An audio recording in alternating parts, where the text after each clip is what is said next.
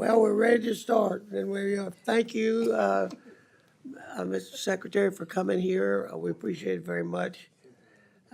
Good morning to both of you. Welcome. Mr. Topping, welcome. Glad to have you here. I recognize it is somewhat unusual to appear before this committee to discuss the budget after the House has already passed the bill with a tremendous bipartisan support, unbelievable, quite honestly. I hope today's conversation will include discussions about that legislation. I'm sure the department would always welcome additional funding, but I would simply say that the process will continue to evolve over the coming months, and we welcome the department giving us their input and perspective as we move forward. But we are not through with the possibility of getting some more money. We also appreciate the opportunity to discuss the many issues currently facing the department. I'm certain today's discussion will include staffing levels and ongoing reorganization. I appreciate your efforts to reform the department. Reform the department. And I think everyone here recognizes that there's always room for improvement and that maintaining status quo is not enough.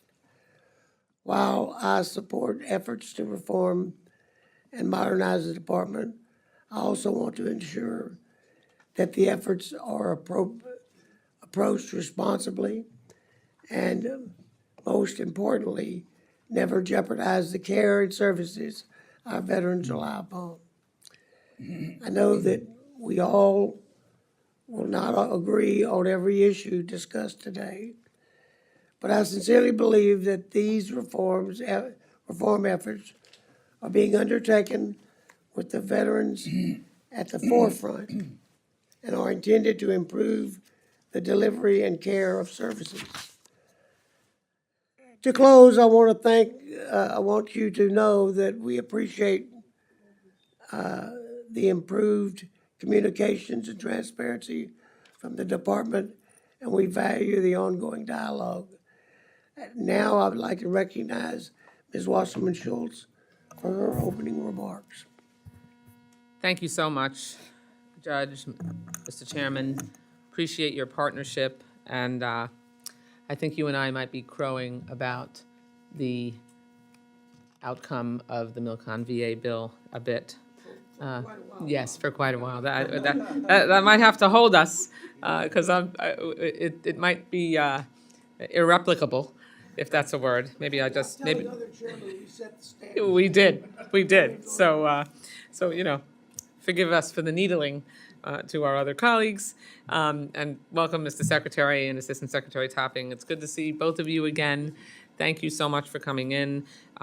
We are here today to discuss a bill that affects the fiscal year 27 budget request, which has already been adopted by the full House. And unfortunately, the budget once again arrived late, so late that we've already written our bill, marked it up in committee, and passed it off the House floor all before receiving your full set of justification materials and hearing testimony from you. I have to be honest, it's disappointing that it took an amendment in a committee markup from Ranking Member DeLauro to help ensure, and with the support of the whole committee, to help ensure that we finally had you come before this committee to testify. Our veterans do not deserve that kind of uncertainty and lack of transparency, and I know you said that you were willing to testify, but getting you scheduled was a challenge. And thankfully, last week, our bill, without the full input from the administration, unfortunately, received a resounding bipartisan vote of 400 to 15. It isn't a perfect bill, certainly. It included provisions and funding levels that I wouldn't have included, but it reflects bipartisan compromise, something I wish we'd do more of here. And I have to tell you, Mr. Chairman, one of the best pieces of advice that I ever got was right at the beginning, just after I had been elected to the State House. And a person who I considered a mentor, I ran into him in a parking lot, outside a supermarket.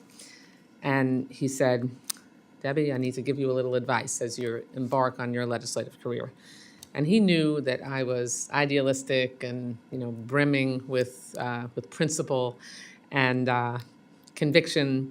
And he said, as a legislator, there are two kinds of votes that you're going to take. A vote that comes down on your principle and a vote that comes down on your preference. And you should never compromise your principles, but you will likely have to compromise on preference to achieve a greater good.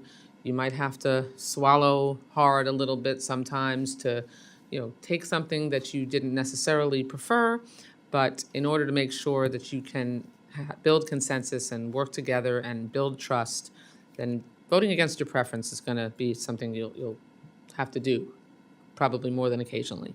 And that advice has carried me through for a 34-year career as a legislator, and it's one that's always served me well. And so I'm really thankful, Mr. Chairman, that you and I were both able to do that on things in this bill that neither of us maybe would have preferred, but that made sure that we could get the result that we did. And so to newer members, I would encourage you to adopt that way of thinking, even when you have to buck your own leadership, which I have certainly done from time to time, or your own president, which I have also done from time to time. Anyway, I digress.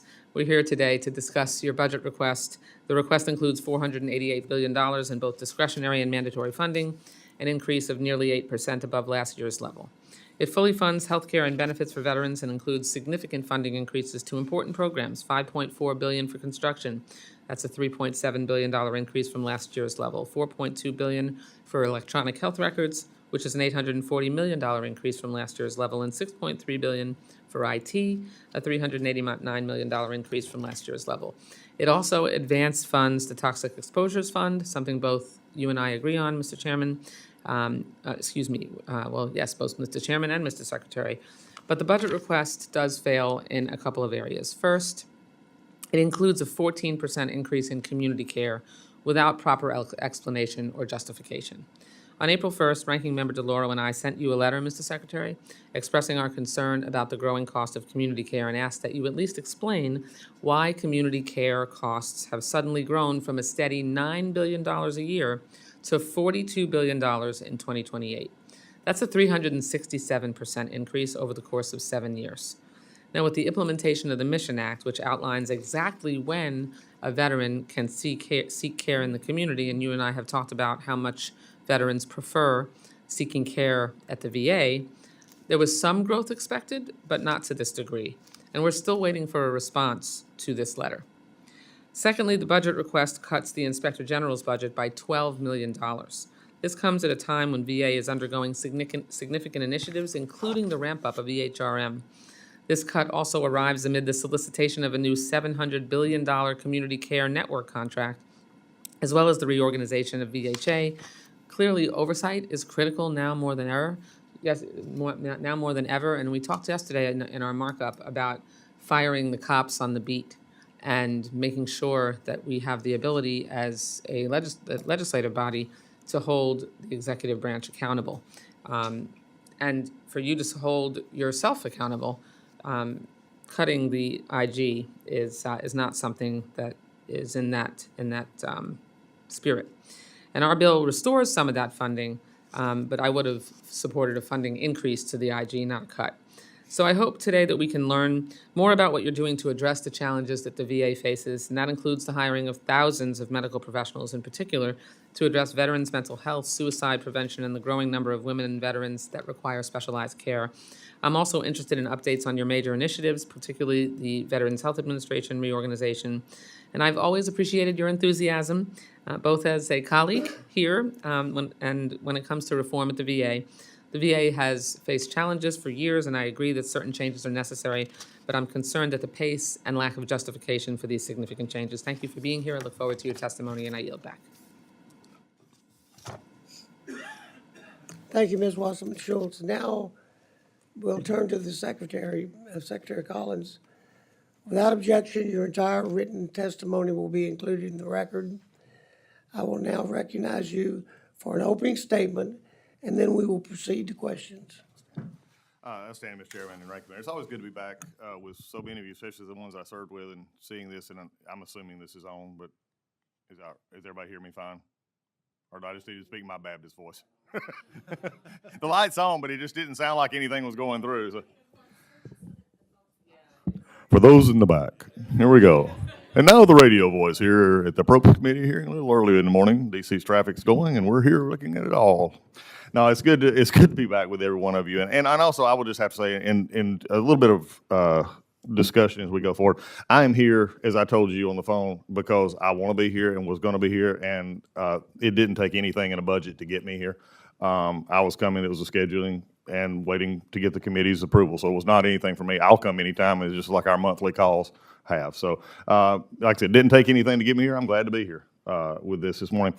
The big thing that I want to discuss this morning is, number one, I appreciate both of your comments and your opening statements concerning the working relationship we have, which I think has been dramatically improved and really where I want it to be. And I got to thank Richard Topping for that, our new CFO, who has consolidated our finances. We know now where we're getting our monies, how it's going out, how we're spending. We're looking forward to that discussion today. And his team has been, really outstanding. And I just want to say, from a year ago today, it's really what I'm going to talk about the VA itself. It's a tale of two cities. It's something that when we came into this role, that there was a lot going on, a lot of different things going on, but there's also a tale of two cities of what was inherited and what is being done now and what we're actually seeing. And some of that's being reflected, frankly, in the fact that we put veterans first at the VA, period.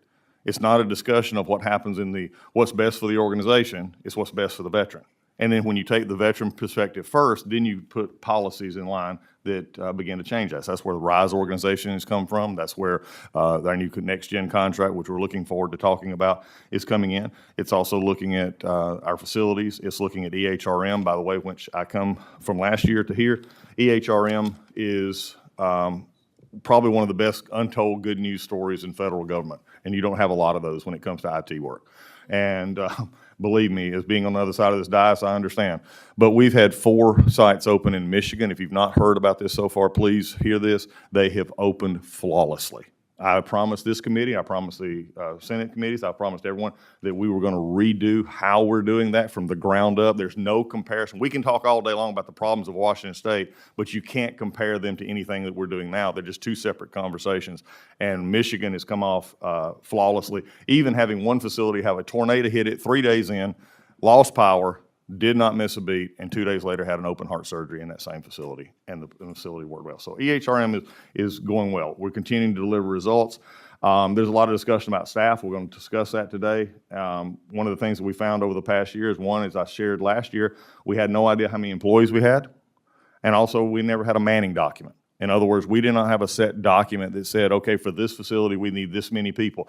For many of you who've been in business before in the military, not having a manning document was the most mind-blowing thing that I ever had coming in, especially with 460,000 employees. So we've instituted a manning document that gives us better control on, hey, we need to hire here, and we're hiring every day at the VA, hiring more every day at the VA, and looking, though, where we can put those results where they need to be. And I think that's the key to a successful program. But also from a workforce perspective, I have to commend our workforce. And I do this regularly because we have seen backlogs drop from 260,000 when I sat here before you last year, roughly 260,000, 125 days old, 137 days to completion. They're now at below 75,000 in the backlog, 77 days to complete, while accuracy is at 94.1%. The same amount of appeals is basically the same 11% percentage as it was when we were doing less. Now think about this for a second. The same amount is being appealed that when we were doing less claims. So when you look at that, that's a phenomenal statement for our VBA employees and what they're actually doing. So I'm very proud of that. Wait times are going down, but here's an interesting thing. Again, we're the only one that measures wait times. And I've said this before, I'll say it again. No other healthcare system in the country measures wait times. It's only us. And ours are actually going down in very substantial ways as we go forward. But 2 points I want to give to you, because sometimes you don't see this.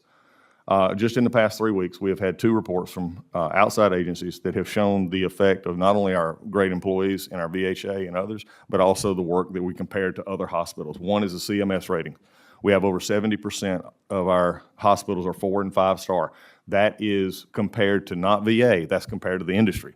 You can't go in Florida, Texas, in Oklahoma, anywhere else, and find that where ours are typically the best, and we're continuing and actually improved over last year. I've set a standard for VHA that said we're only going to accept 4s and 5s. 2s and 3s are not acceptable. And so we're working to get that up, and we're actually taking 4 and 5-star executives and pairing them with 2 and 3 stars to say, how did you get to where you're getting to go? We're actually having a peer system that is actually helping improve that, and that's something we've never had before. Because we also had never had metrics to determine. When we first came in, there were 500 KPIs. For those who've been in business, how can you measure 500 different things in an organization? We've now got that down to 18, and every hospital knows exactly what they're supposed to be looking at. But then my favorite one is also this, and this is something no other healthcare system. We're the largest integrated healthcare system in the country, and we have a 100% safety rating. 100%, not one of our hospitals, we're not rated less than 100% in safety. So there's a lot of things going on. As we have been going through this time of hearings, and I'm looking forward to it again, I have to agree. Remind Ranking Member, you and I have agreed on a lot of things. We've had some great conversations in our monthly calls, and when I was up here, we had some, actually worked on some things together. But I always do like to point out bipartisanship, and this is May, and I was able to commend him yesterday. I'll do it again here. The Ranking Member Blumenthal of the Senate VA Committee actually wrote a letter to the editor, and I think recently, and basically he said this. This was his words, not mine. I agreed with him. Today, the Department of Veteran Affairs is providing more care and more benefits to more veterans than ever before. And I agree with him. And that's what we're here for. And I want to just say this. You did get your budget out. Thank you. This is something that should be the one thing the American people, as a former member and working with many of you as colleagues, this is the one thing they don't understand how we can't get done. Y'all did it. I appreciate that. There's things that we can always have agreements and disagreements. The VA will never be perfect, neither will its budget. None of this on this side, but we're always going to work together to make sure one thing is true, and that is what I stated last year. Veterans are going to come first at the VA. With that, Mr. Chairman, we look forward to answering questions.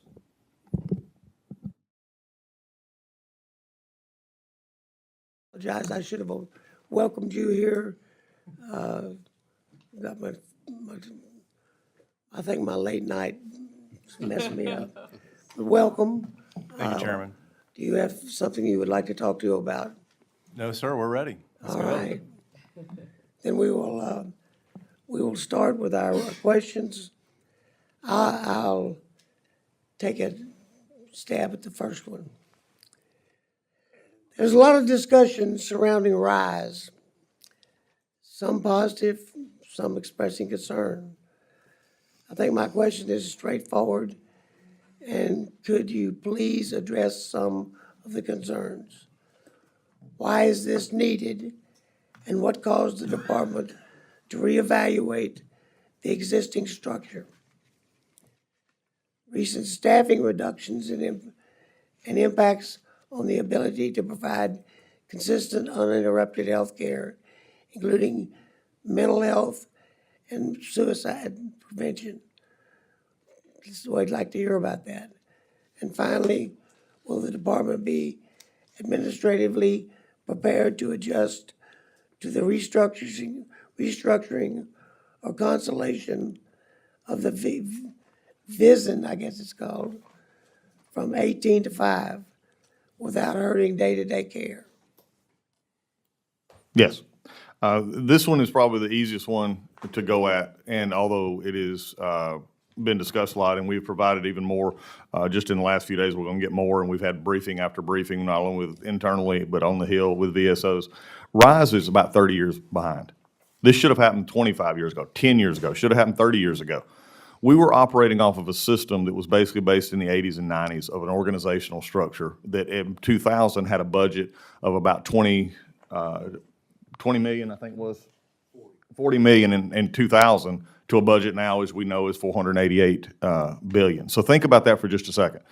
We were still operating and trying to operate over a system that was put in when our system was much smaller, much less complicated as it is now. So the common sense idea is, how do we actually do this? Well, it's actually we got to start looking. So all of last year, and we're providing more and more information I'm happy to talk about, is saying, what do we need to do? What is our choke points? I've been in over 34 states. I've visited 70 hospitals, and I sit down with every executive director when I go and I say, okay, what's your problem? What's your issue? What are we having to figure out?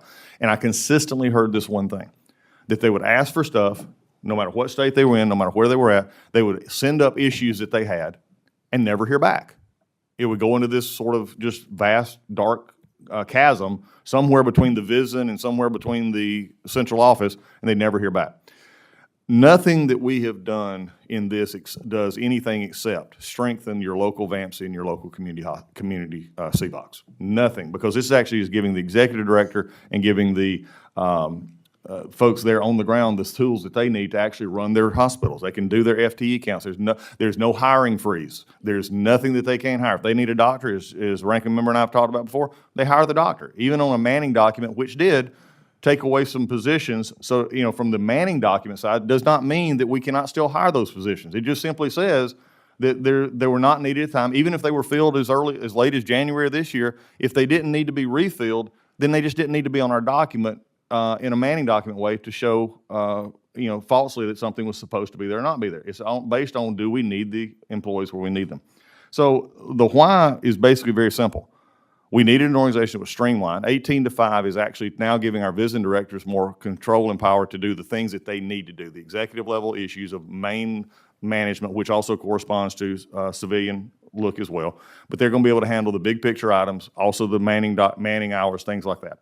We have HSAs, which are never talked about, which are now going to be added into this, which are actually going to give you better communication for your local hospitals. They're only going to have 5 or 6 hospitals at most that they deal with. And so they're able to talk, so you talk about rural healthcare.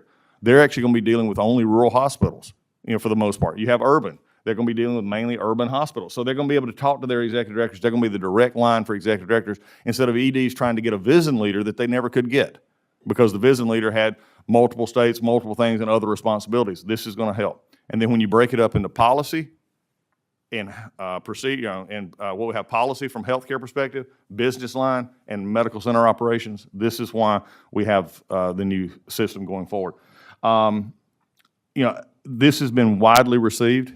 At first, there was a lot of, I'm going to be very blunt. There was a lot of, when I was visiting late last year and we started talking about this, the hospitals themselves were scared. What is this going to mean? And when I told them nothing was happening in the hospitals, and now they're actually seeing it, except that they're getting to do more of what they intended to do, there's actually an excitement about what's going on. There's actually a building among the leadership to say, hey, we're now getting the tools to do exactly what this Congress and what everybody's asking us to do, and that's take care of veterans. That's all they want to do. And so we just needed to clear that as we go forward. I know there's a lot of other things, Chairman, that's a long conversation, but we feel good and we're giving more and more information. We'll be happy to give more as we go along.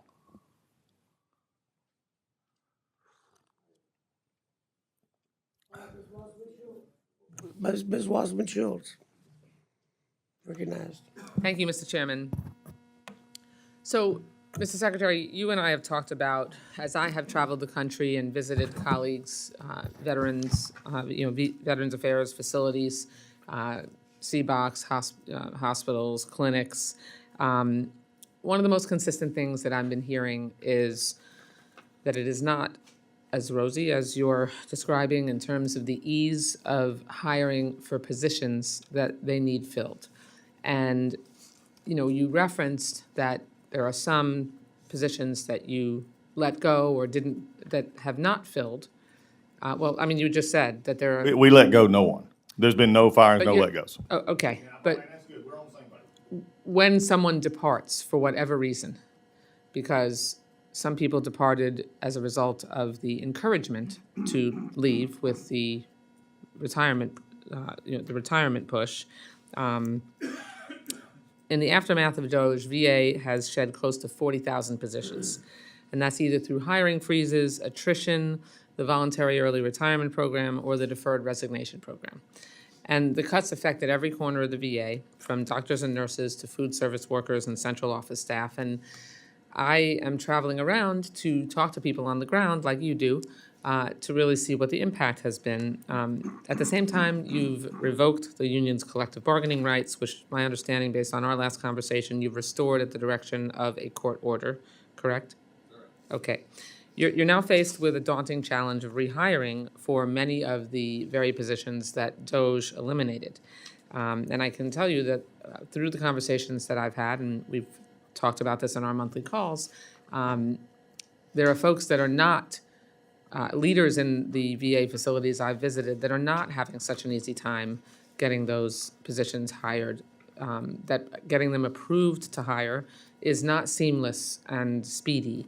They face salary cap challenges. They are struggling to get somebody to respond to them when they send up the request to fill a position. Some facilities are waiting months and months to even hear back, if they hear back at all. And in 2025, for the first time ever, VA actually hired fewer positions than it lost. So these staffing shortages are also leading to the closure of 3 clinics in Oregon, New York, and Tennessee. And you've asked us for budget increases every year, in particular to fund these positions. In this year's request, you're asking for funding to support 443,327 full-time equivalent employees. So we've talked about this by phone, but what new processes and directives have you issued to make hiring at the VA easier? Because folks are struggling to be able to fill the positions. And how are you ensuring that hiring practices are consistent across all VA facilities?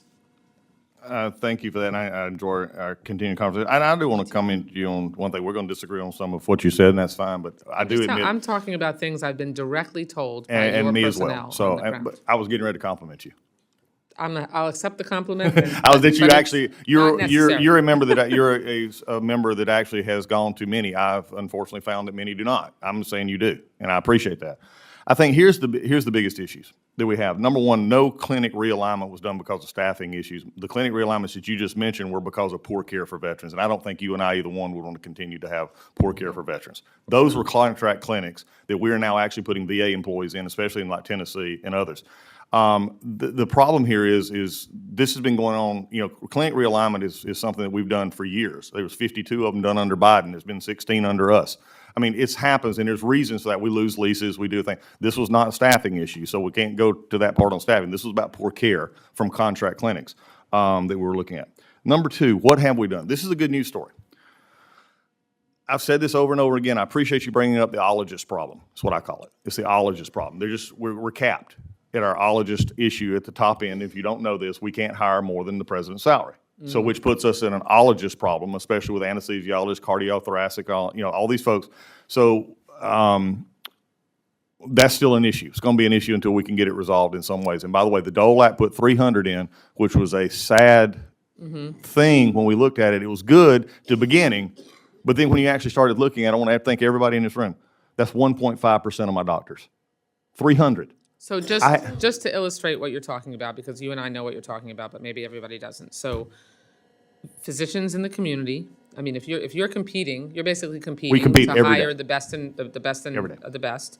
And I mean, in the community, they can pay more than $400,000, the salary cap at the VA, and they get signing bonuses. And I mean, the VA is not competitive. They're just not. And so the Dole Act gives 300 positions that they can go above the cap, and that's for things like podiatrists, optometrists, dentists, physicians. And I mean, I agree with you, 300 is not nearly enough, and honestly, we should go further. You have to be able to be competitive. Well, it actually had a negative effect. That's the problem. And also the 3 that you just named are not ones that need that bonus. This is what the law allows. Yeah, it is. It allows for all of us. So we're all doctors, but my podiatrists were pretty good on. The problem is that when it has 300, and it's what I was getting ready to say, it's like my bride who is here today with me. We have 3 children. She made it a habit every year at Christmas that, much to my amazement, every kid had the same number of boxes at Christmas, and typically the same amount of money. Well, the problem is you think about this. I have 4. Let's just say that it was ranking member, the chairman, myself, Because she's a good mom. Just she's saying. a great mom, and thank God she stayed with me for 38 years. So we're good. But let's just think about this for a second. We have you, the chairman, myself, and Topping are all anesthesiologists at a facility. I retire. Then we say, well, we're having trouble recruiting an anesthesiologist to keep the numbers up, just like every other hospital is. So then we go to the field, which we're actively recruiting in. The next person comes in and said, okay, we'll use one of these 300 waivers to bring the new anesthesiologist in. So now this anesthesiologist is making more than the 3 of you. Guess what? One of you are going to leave because you said, I'm not going to do that. You're going to bring in somebody in the same department and let them make more. In fact, we had executive directors say, we don't want this money because it was hindering their effect. What was meant for good turned out not to be as good as it was thought.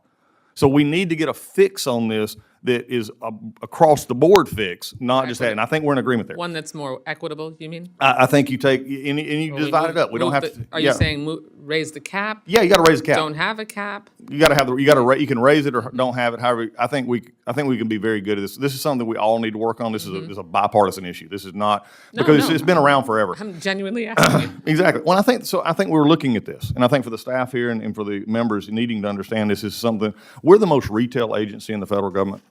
In fact, there's no other cabinet member like the one that I have to run. We're the only reason we have a job is a veteran shows up. Veterans quit showing up, we don't have a job, and y'all don't have a committee. I mean, it's just the way it is. Let me get one thing else also about hiring, because you asked what were we doing. Hiring was atrocious at the VA. And by the way, if you have somebody that's sitting there having to wait 3 months, I want to hear about it, because I keep a close eye on that. They just they're not either not asking the right place or they're not asking. They may be telling you they're asking, but they're not asking the right place, because I keep a very tight run on this. We had a hiring process that was averaging 100 to 145 days. If it was wasn't more than one place, I wouldn't mention it, but it is Well, multiple places. but I'm going to say this, and I respect that they told you that, but I don't respect the fact that if they're leaders, they need to tell their chain of command. And Greg Goins is with them all the time. And so I'll be honest, they can gripe that they may not get what they want. Remember, over half of our executive directors have been hired after COVID. They do not know what it was like in 2019, 2018, 2017, when you were on this committee as well, and they were sticking to budget numbers and they were sticking to FTE numbers. They didn't see that because after COVID, we just ballooned the budgets and ballooned hiring. So they don't understand that all of a sudden now you have to be responsible for that. So some of that is that. And that's just a fact of life that these executive directors have to face. The last thing, though, that I want to get to in this hiring process is I said this is Mr. ridiculous. Secretary, honestly, they're telling me they're not hearing back. They're not allowed to get the positions hired. Months go by. I'll accept that. My time is long since expired, but. Yeah, let me just say this, because I don't want this to go around, because I don't want this, because we're cutting staffing, we're cutting hiring times. In fact, Aurora's down to 28 days now. I'll get to the bottom line. We put in a pilot program that cuts out all the stupid waste that we were doing and trying to hire. It was taking 3 to 5 weeks to get background checks, 3 to 5 weeks to get credentialing, all this stuff. We've now got pilot programs all across the country that all of our hospitals are really excited about. I will just say this, I accept what they told you. I just disagree that at a certain point in time, that if that is true, then I would expect them to be lighting their hair on fire and sending everybody messages that they can't get the answer, because I have empowered them to do just that. They don't feel empowered. Then I can't help that. I can't. They got to. The buck stops with you, Mr. Secretary.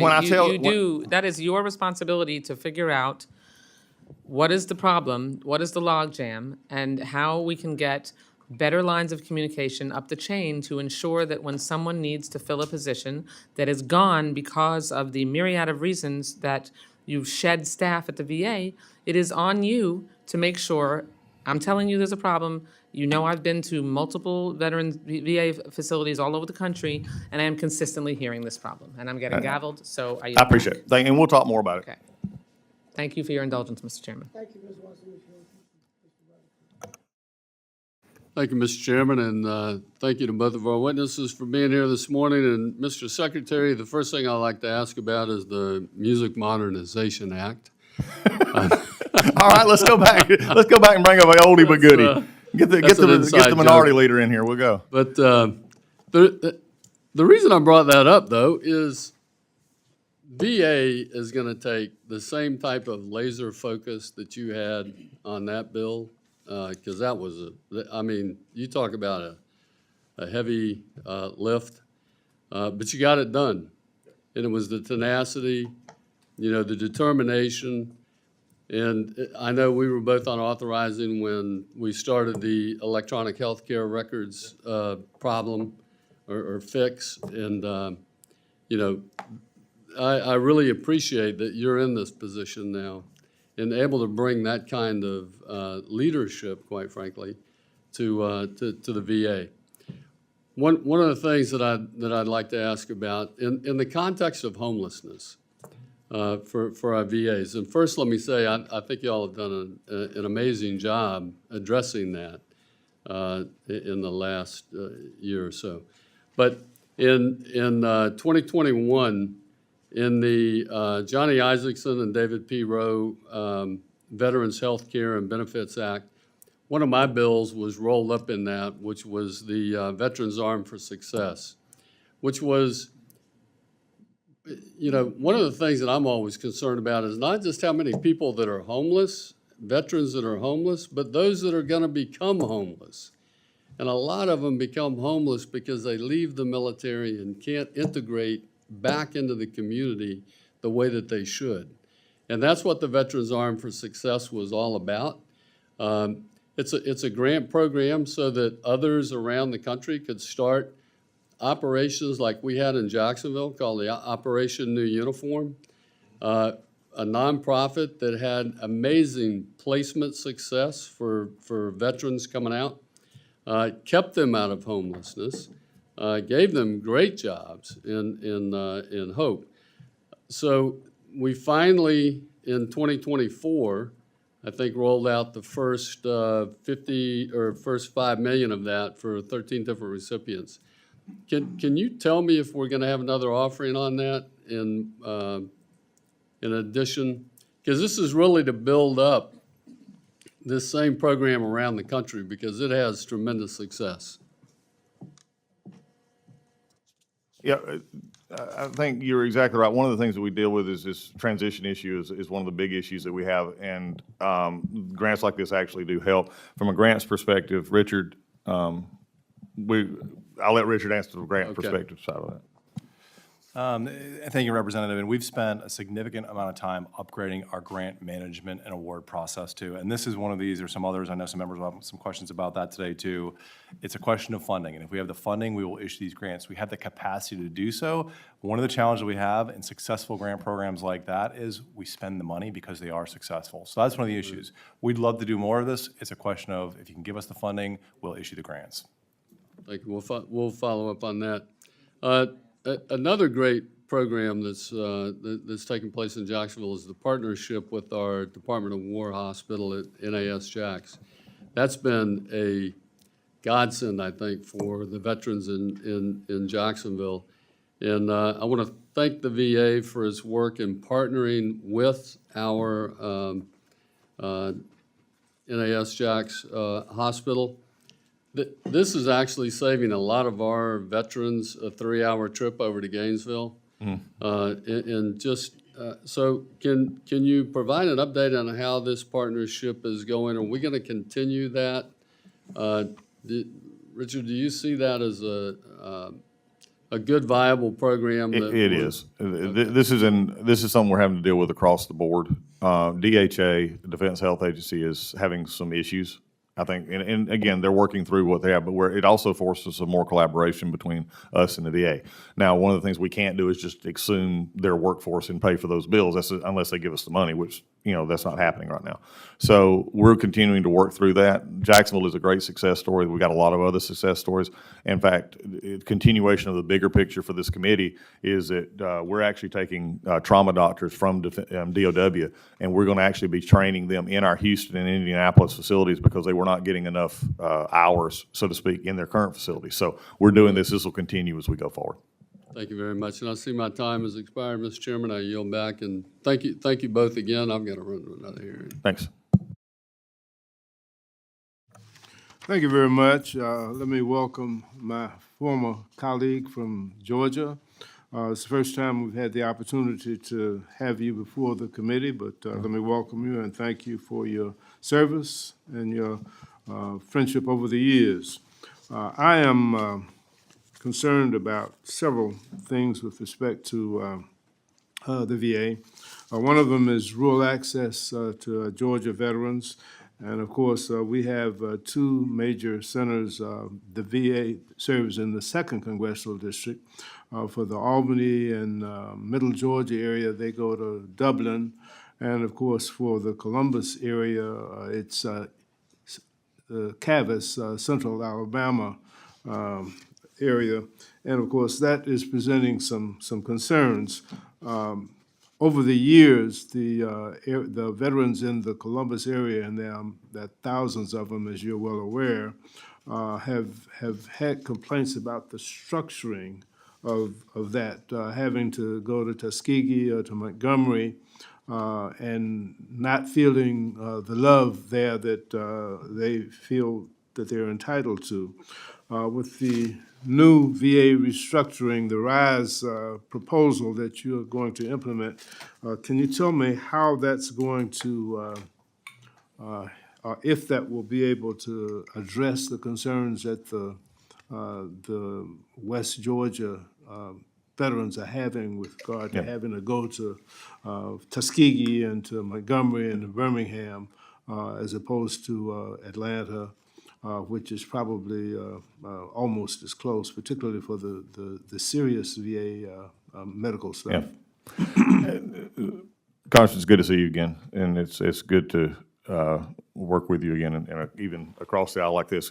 You've been a great advocate for that area and working this. I think the big issue is, going back to RISE, is one of the issues in this HSA that I spoke of earlier.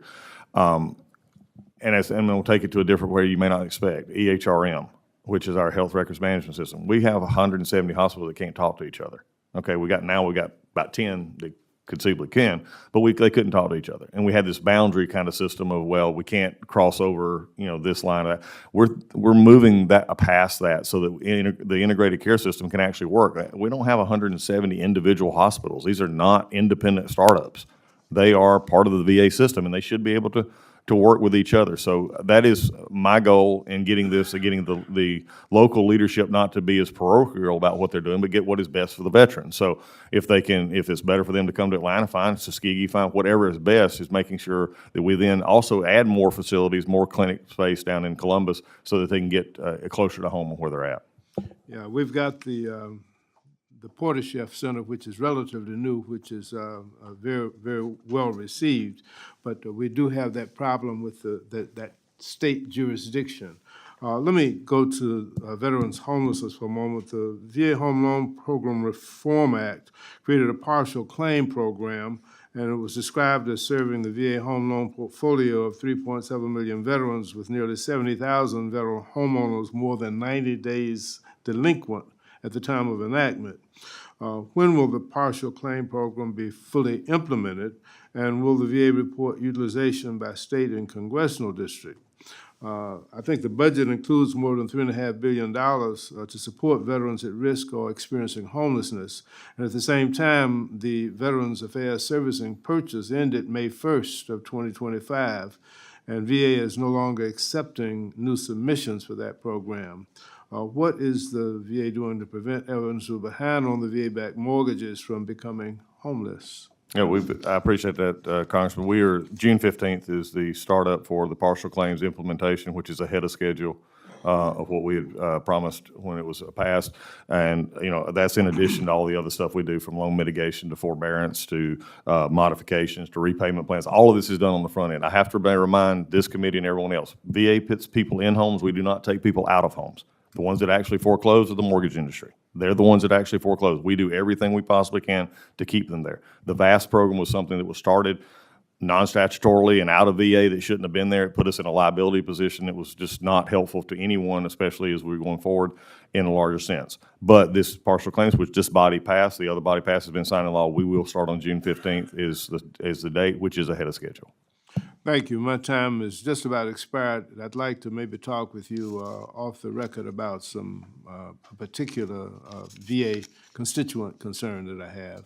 Anytime. You just pick up the phone and call. Thank you.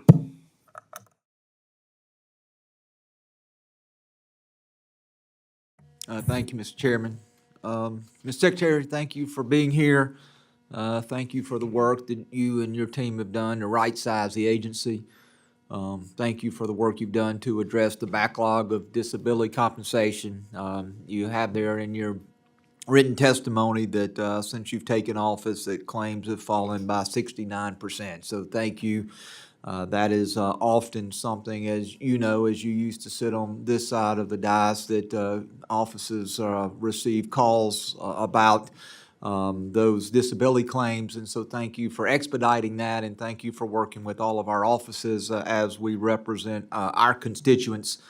And want to talk a little bit about the electronic health record modernization. You mentioned that a couple of times in your written statement. You've also talked about it in your opening statement. And just a little history, which you know well, but this was from a GAO report that came out in 2025. So this GA report is about 15 months old, but it talks about some of the prior unsuccessful attempts. And so I just want to frame this by reading from the GAO report. It says, after 3 unsuccessful attempts, the Department of Veteran Affairs is currently on its 4th attempt to modernize its outdated electronic health record system. VA relies on this electronic health record system to manage the healthcare needs of nearly 9 million veterans and their families, but the department's latest attempt to modernize this system is delayed and faces similar issues seen in prior efforts. The current electronic health record system used by the VA is more than 30 years old, complex, and costly to maintain. VA efforts to replace this aging legacy system began in 2001. Its first 3 attempts were abandoned due to concerns about projected planning, high cost, and undelivered capabilities. The VA's 4th attempt began in 2018, and a new system was deployed to 6 medical centers at a cost of $12.7 billion. The rollout was paused again in April 2023 after users reported concerns about patient safety and system reliability issues. So a program that we've been, Congress has been trying to roll out now for 25 years. You have now taken the mantle, and it seems like to me from your testimony, you've been able to put this program back on track, that you've been able to accomplish something that we've not seen in those prior 3 attempts. So can you kind of share with this committee what you and your team have done and why we see now that this program seems to be back on track and seems to be gaining traction, while those prior attempts can probably be described as nothing else than a colossal failure? If we can't roll out a healthcare system in 25 years, we've done something wrong. And that's been across multiple administrations. Yep. And so you inherited what can be described, or I'll describe as a nightmare. And so how have we been able to fix the system? How have we been able to get back on track? And what do you see as the projection for us to be able to continue to roll this out across other VA facilities in a timely fashion? That is an opportunity to show a win for not only our VA employees at VHA, but also a win for actually taking leadership and moving the project forward. The real problem here is that we had a rollout that in Washington State, we had 6 hospitals that was attempted in 2018, in which we allowed everybody to do what they wanted to do. We allowed one hospital to do it this way, we allowed another hospital to do it this way, allowed another hospital to do it this way. We gave them all independence like the VA is famous for, but yet never discussed the fact that there were certain conditions in the original system software-wise that didn't work. And then when you tried to compound it with the individualization, if you would, it didn't work at all. DOW experienced the same thing. They came back and said standardization was one of the things we looked at very quickly. Last year during my confirmation hearing, it was one of the first things I heard about. We spent $14-15 billion and got nothing for it. So what we did is this. I came in my first 3 weeks in the job, this is what happened. I brought in our folks who run the HRM system. I said, okay, tell me why this program is failed. And I heard a laundry list of everything that why we can't do stuff. Neil told me everything. Oh, this is terrible, and Oracle's terrible, and Oracle's this, and we're this.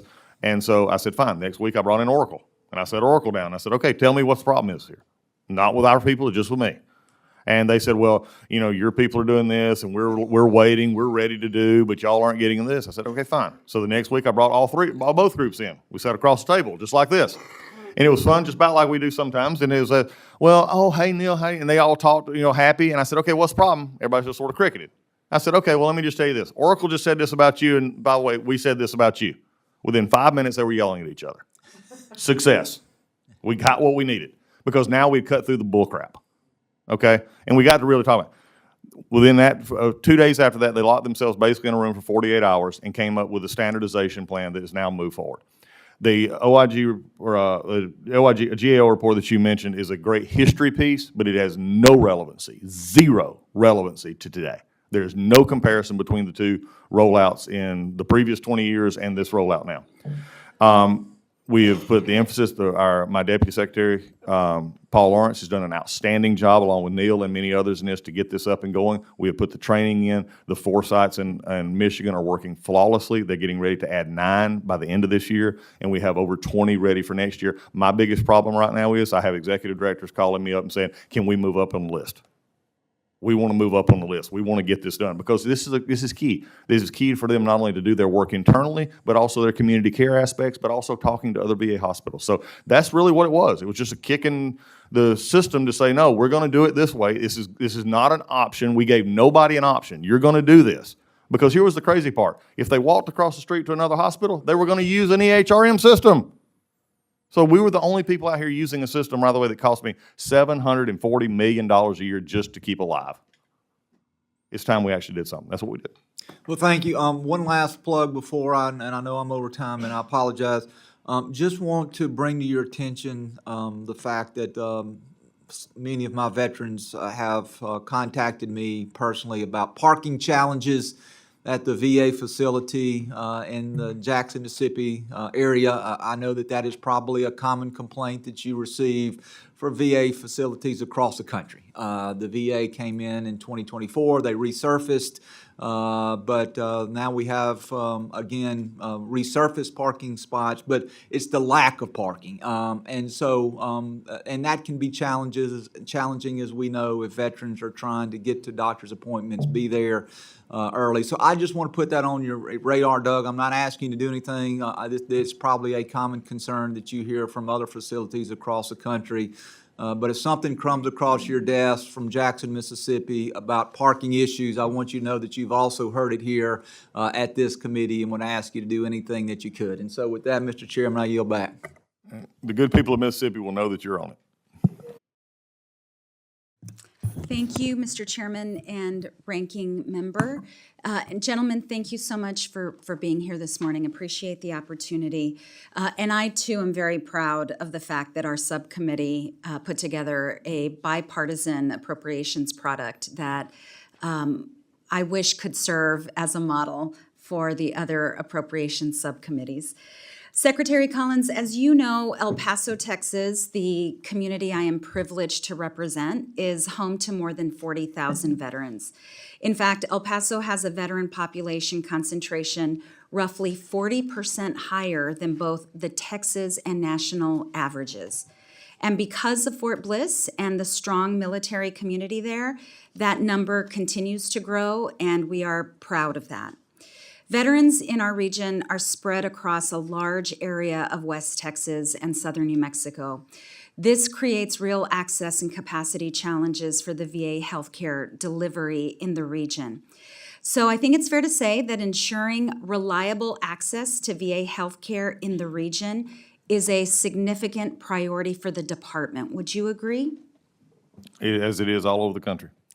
Thank you. I'm glad to hear that. That's why in 2022, I helped secure roughly $700 million for the construction of a new VA medical center in El Paso.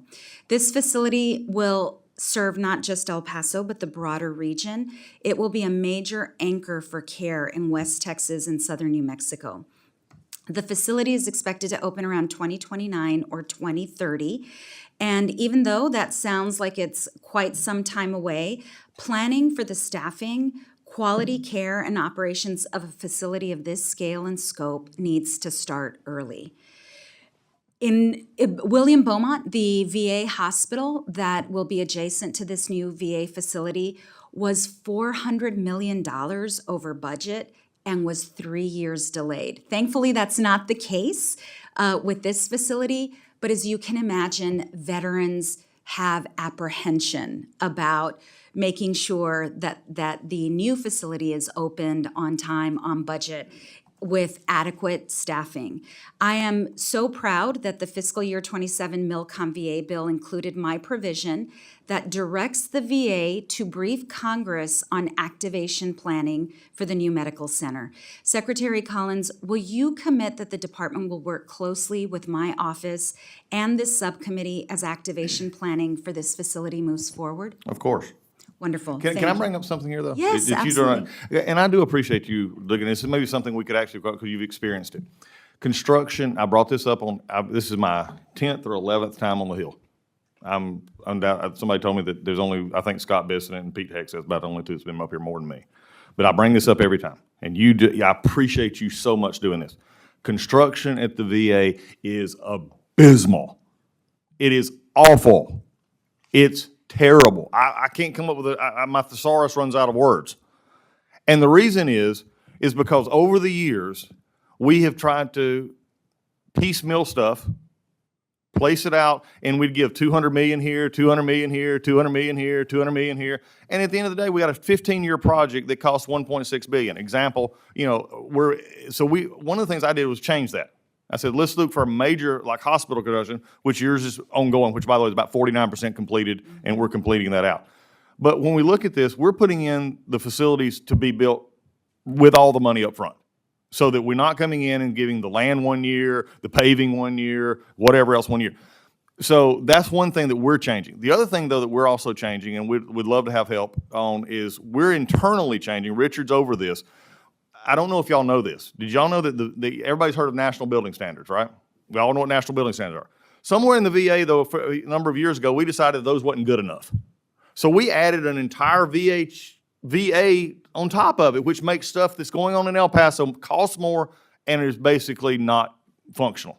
We're taking that out. We're taking that whole thing out and making it going to the standards that Mayo and everybody else uses. The other thing is this, and I say this with love and trepidation, but many times, just like the wait times and how wait times got started in the VA, some of the construction delay, there's two forms. One is set aside, number two, the other one is the big one. And that is that we put the Corps of Engineers in the middle of major projects after Aurora, which Aurora was a debacle. But we put a Corps of Engineers. Corps of Engineers does not want to be here. They do not want to do our stuff, because what happens, we do our planning and then they get in and try to do planning. So that's what's slowing your project up. That's what's slowing. I appreciate what the Corps does. But they don't need to be in my buildings for hospitals. They don't need to be in my buildings for clinics. So that's got to be statutory. I can't get rid of them. As much as I would love to, Mr. Chairman, I can't get rid of them out of my system. That's a statutory issue.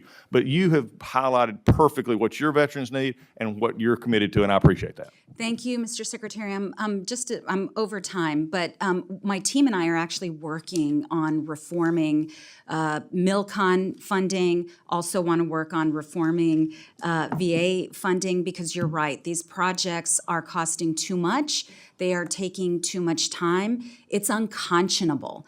All of that essentially creates a delay in great projects, and it gobbles up money from other projects that need funding and resources. So would like to work closely with you on that, because that is a fundamental piece of the work that we are doing in my office. So look forward to working with you on getting that done. I know I'm out of time. Mr. Chairman, I yield back. I would like to just say, on a follow-up that, Mr. Chairman, is look, you're exactly right on all this, but I won't say it meets money up from we're 70-year-old. Our facilities are basically 70-year-old. That's our average age. But here's something, just to give everybody on the committee and the staff, especially, to hear this.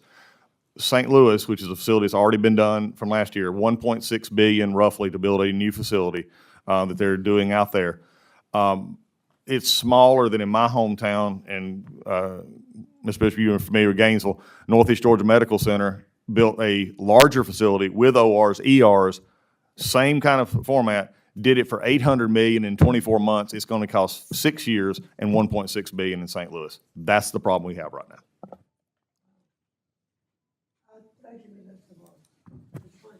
Thank you, Mr. Chairman, and thank you, Secretary, for being here with us this morning. Always enjoy our time with you.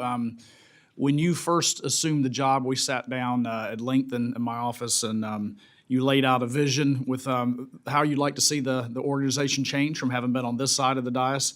And it was a pretty daunting task. You've got the largest agency outside the Department of War, and bureaucracy never changes easily. Last year, when there was a lot of angst and consternation about changes that were being made and DOGE cuts and things like that, and revealing the the challenges, once you were able to lift the hood and see what was in there. But I'm really encouraged by the results we're seeing so far. You've shared some of those, but I do think some of these bear repeating, just for people out there who are wondering, are we really making that progress? But, enrolling 140,000 new veterans last year in 2026, that's a big deal. You opened 35 new facilities. You've alluded to some of the challenges with the construction side.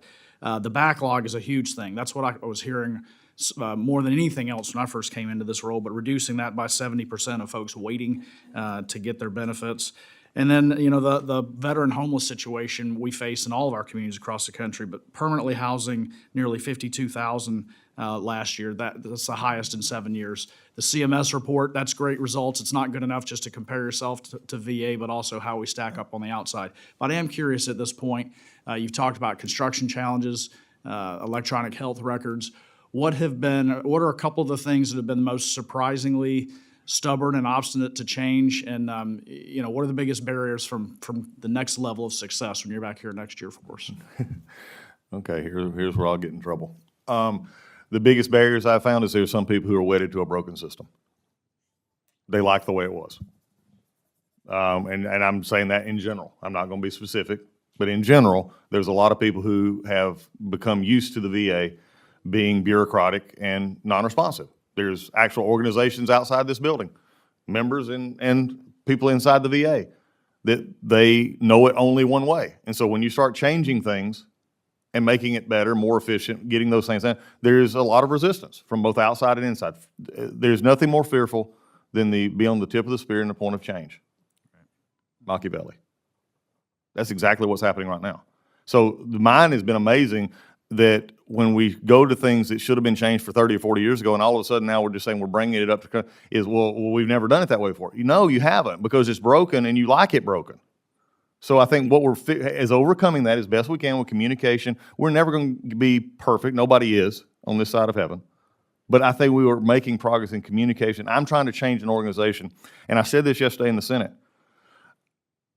And the second thing, you talk about surprises. One of the big surprises I had was that we had a VA workforce that had been so used to being told how bad they were and how much things were wrong and being slapped on the hand and saying, you're not doing what you're supposed to be doing. My veteran didn't get seen on time yesterday. He waited 2 weeks. Why did this happen?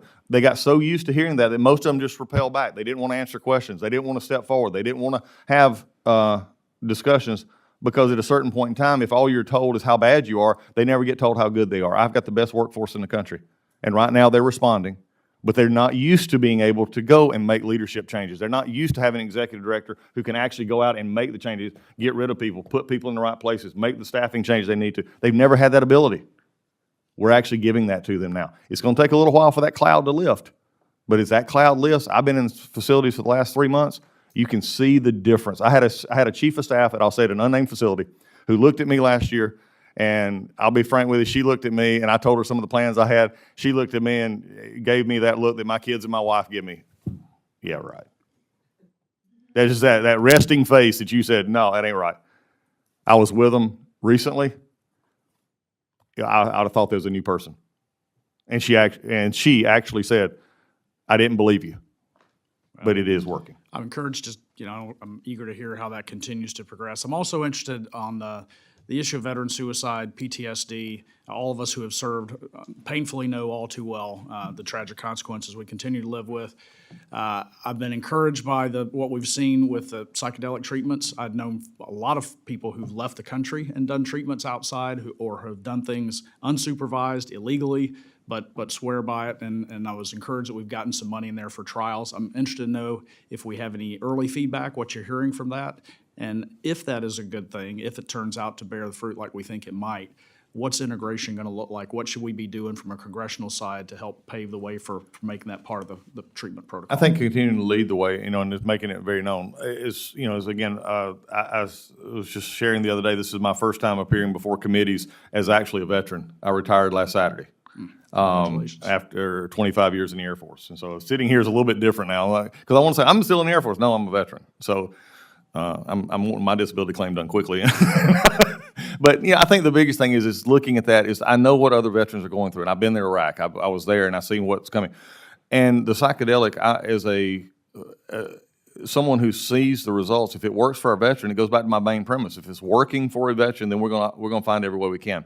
Some things that people may not know is we were already doing psychedelic issues. We did it with MDMA, we've done it with ketamine, we've done it with psilocybin. We already have those. In fact, we have a new study that has started right now, MDMA, that is sort of out of this whole process. It's an all-veteran that we're doing on our own, which I'm very excited about. The results have been really good. They don't work 100%, but they work a lot. And I need to get this out in public. Ibogaine is the one talked about a lot. Ibogaine has still got to go through FDA. They still got to formulate the REM and the plan to actually how we would do that. So it's not available right this minute. We're hoping within the next 12 months, or as this progresses, to get those out as quickly as possible. The VA is working hand in glove with HHS and FDA to make sure we have proper protocols and everything in place, because we don't have the longitudinal studies on how it affects in that particular case, but we're committed to making sure that we're going to follow through on the President CEO and also the work that we've already been doing. Thank you, Mr. Secretary. And I'll yield back, Chairman. Thank you, Mr. Chairman. Thank you, Mr. Secretary. Before I ask my questions, I want to share some observations. A progressively growing number of VA frontline physicians are becoming very alarmed about current threats to veteran care. The alarm is not due to concern about losing jobs. The alarm is due to the imminent, irreversible damage to a sacred mission that has become obvious to those with inside knowledge.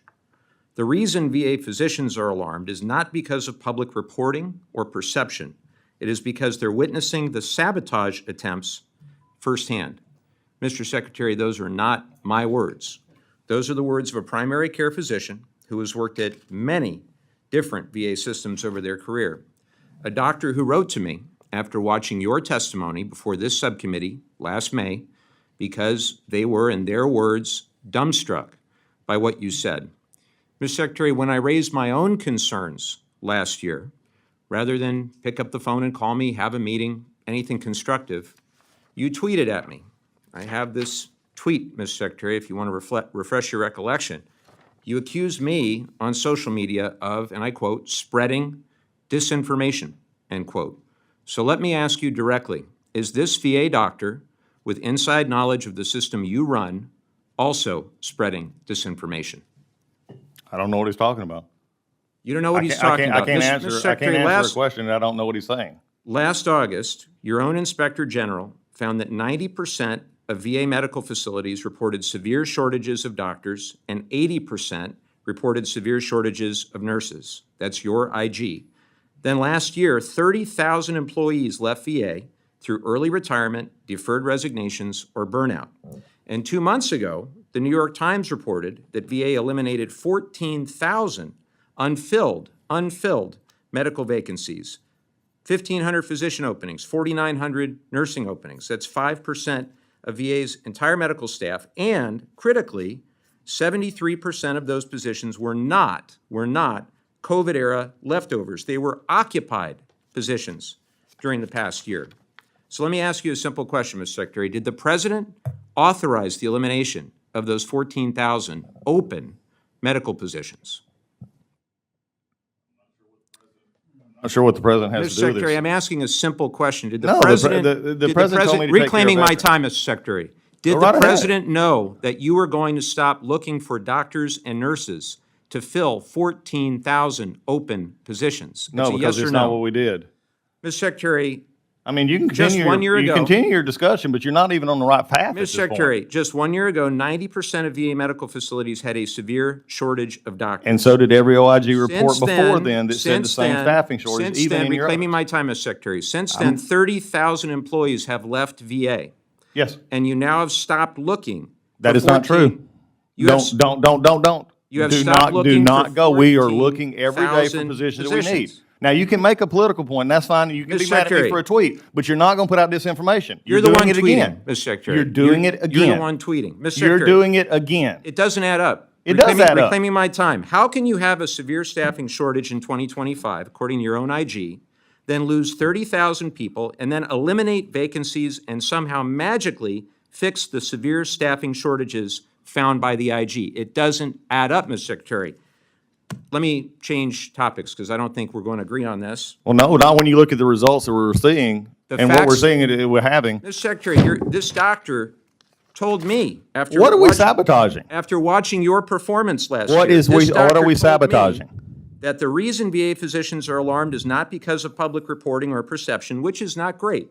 It is because they are witnessing the sabotage attempts firsthand. Of Those are- what? What those are we sabotaging? maybe You you can't should use listen- sabotage as a Maybe plural you should sentence. listen more to people who aren't trying to tell you what you want to hear. Maybe you should Maybe listen you to should those- go and visit as many hospitals as I have, and then we I can will do this visit any conversation. facility with you any day. I've been Come on. I've been to VA facilities my entire career, sir. I Me fought too. for veterans for 6 years on the Veterans Affairs Committee. The legislation that the gentleman from Florida discussed before, that was my bill, the Isaacson Rowe bill. Congratulations. I will put my record defending veterans in this country against any member of Congress. And I'm telling you, sir, you need to listen to more of your staff and more of your doctors. This situation is not what you think it is. It is not the rosy picture And that it- you think it is. It's not what you're presenting either. Mr. Secretary, least acknowledge that you may have it wrong. many of the VA staff I speak with are telling me about understaffing, burnout. Morale is not what you are saying. Many believe your restructuring is a predicate to privatization, including the people who led the last restructuring initiative in the first place. Veterans I've spoken with want to know why there's not enough money for fully staffing VA healthcare to care for the veterans so many of our constituents are and so many of us care about. And I just ask you in the administration, sir, don't tweet at me and don't just listen to the people who tell you what you want to hear. It seems to me, sir, that you are not getting the information you need because the people surrounding you, like so many in this administration, are absolutely scared to rock the boat. Mr. Secretary, listen to those with whom you have a different view. Thank you, and I yield back. I mean, continue with the disinformation. I mean, if I can't respond, that's fine. If that's Am I allowed to respond to that? No, I yeah, I'll yield. respond right back. We can go to this a while.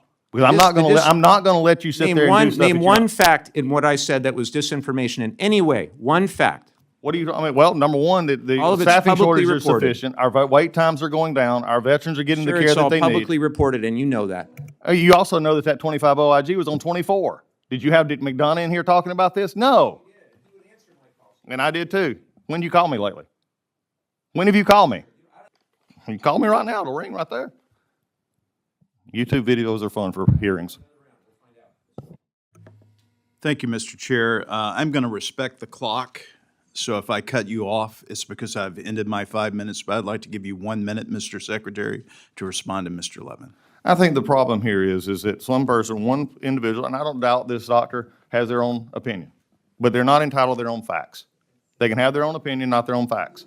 And the facts is when you look at our system, our wait times are going down, our hospitals are operating, we're getting more efficient. We've opened 2 million more appointment times than was even last year before when I came in.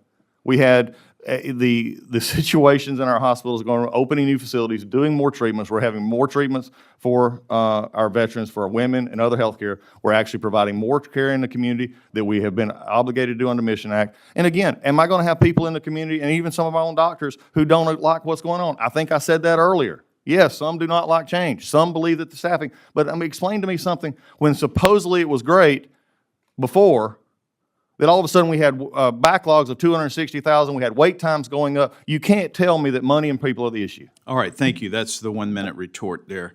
I want to change subjects to something a little more less stressful. I want to talk about real estate. I am the chair of the Real Estate Caucus here on Capitol Hill, former realtor. I want to talk about the VA loan programs. I think it's one of the most successful tools for the VA that it's ever created, giving veterans a chance at home ownership with zero down. But when veterans fall into financial hardship, the system should work to help them preserve that opportunity. And that means encouraging workable alternatives.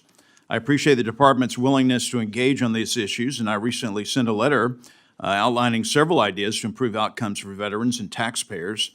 Over the last 10 years, HUD, USDA, and GSEs have created significant taxpayer savings by strategically pricing assets at foreclosure to encourage third-party sales. Unfortunately, the VA has not kept pace, leaving over 70% of foreclosed homes in the VA home loan program to become real estate-owned inventory.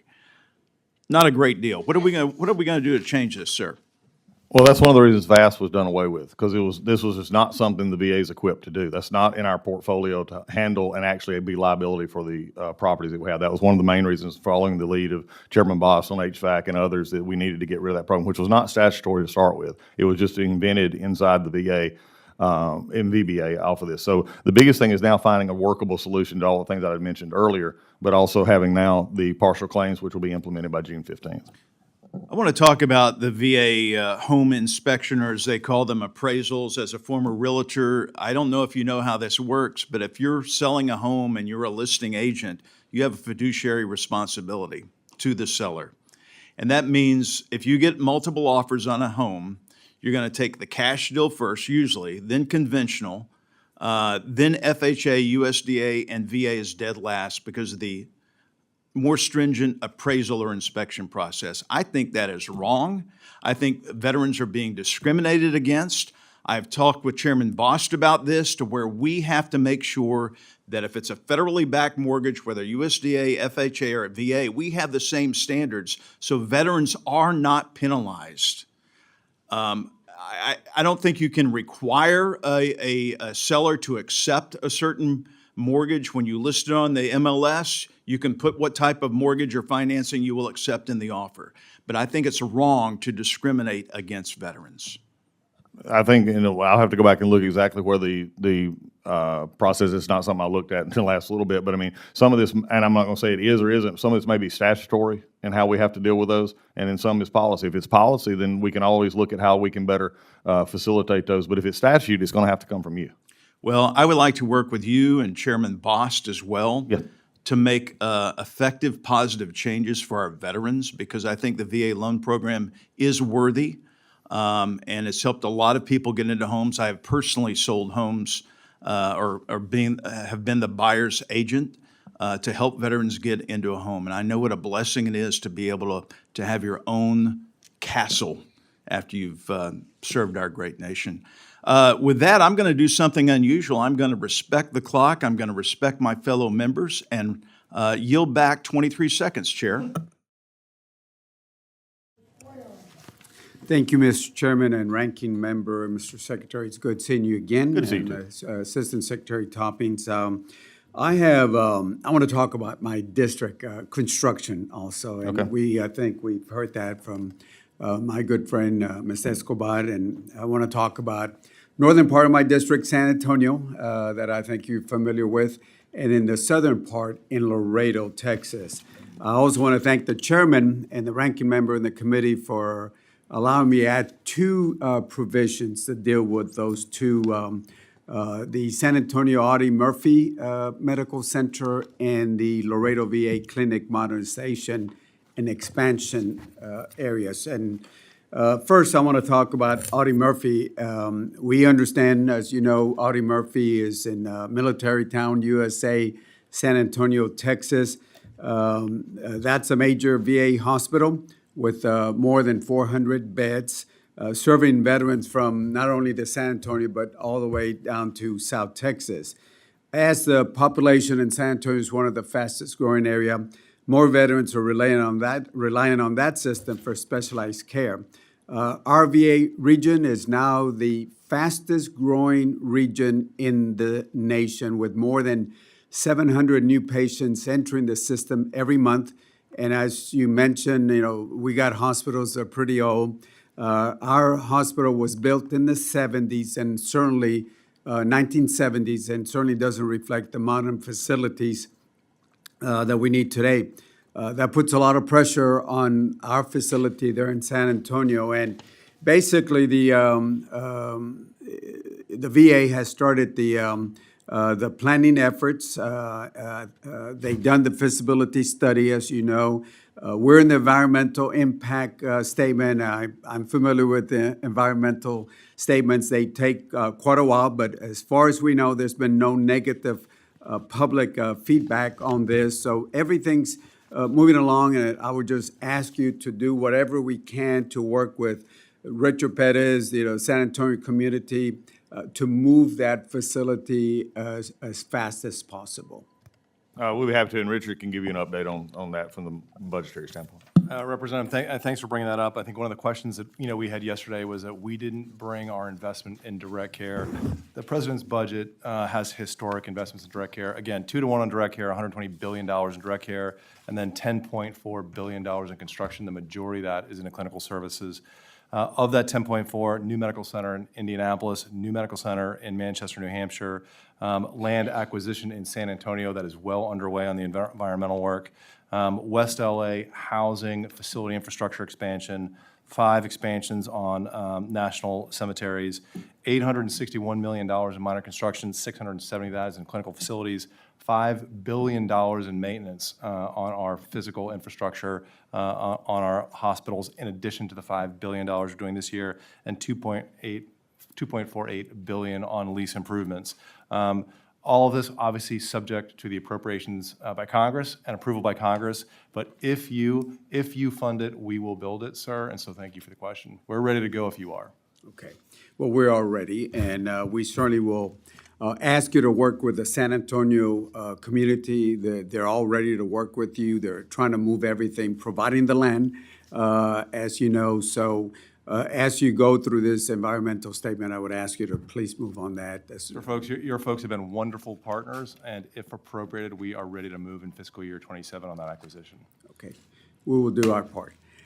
Second of all, Laredo, everybody talks about the border for different reasons. It's one of the safest areas according to FBI statistics. But I want to talk about the VA clinic there. Some years ago, we were able to appropriate the dollars working with Senator Kay Bailey Hutchison. We were able to do that. We got a new clinic. It was a small little clinic, same thing along the border. It's growing very fast. We added the provisions and again, consistent with the Department's strategic capital investment planning process, it's asking you to look at the Laredo Clinic's current facility, see what the capacity is, and again, following the process, we'll work with you we'll do our part, but we would ask you to look at the Laredo facility construction and expansion that we need to look at. Yes, sir, we've got it. Okay, so again, on behalf of the veterans in Laredo and the surrounding areas and also in San Antonio, we want to thank you. We'll look forward. I'll get the number from my friend that you gave out and certainly look forward to having that conversation. So thank you and God bless both of you. Thanks.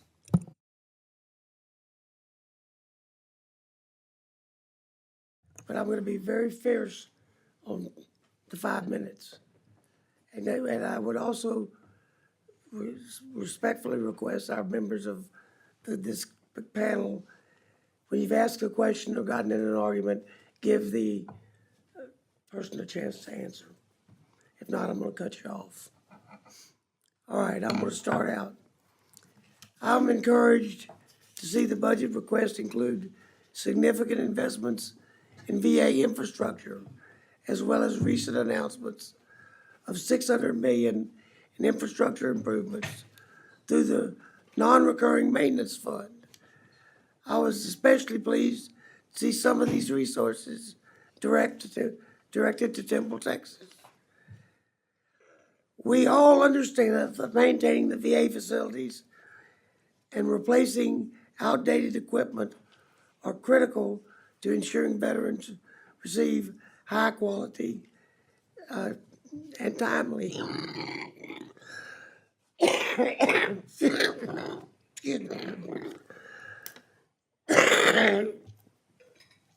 and timely health care.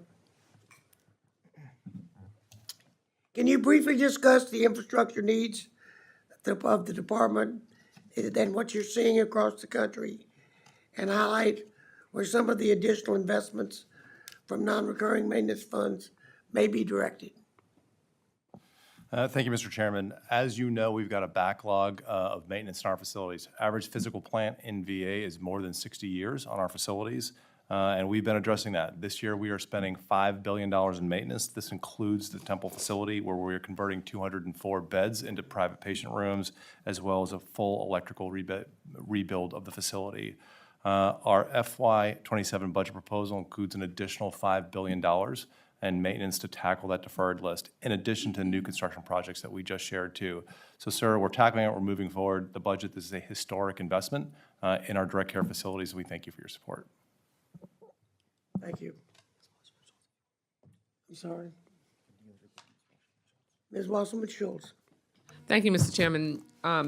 Secretary Collins, I think you can hear from Mr. Levin's questions and others that have raised the issue of the difficulty that the department is having in ensuring that hiring for the critical positions that hospitals need, clinics, CBOCs, is a challenge.